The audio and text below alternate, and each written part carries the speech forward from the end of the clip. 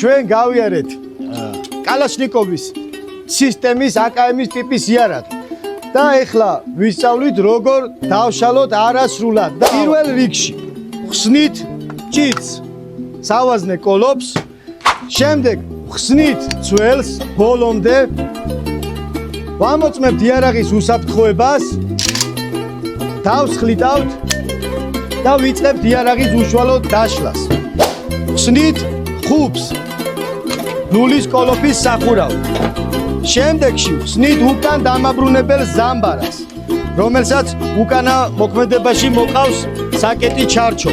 შემდეგში ხსნით საკეტ ჩარჩოს საკეტთან და გაზის დგუშთან ერთად.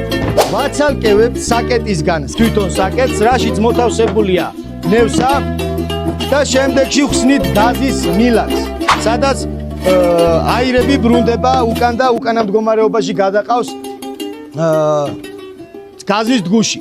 დაშლისას ისე კიდევ იხსნება ეგრეთ წოდებული ცივიო, სადაც ხელს ვკიდებთ ზუმბა და ალ-ჩამქრობი, მუხრუჭ კომპენსატორი.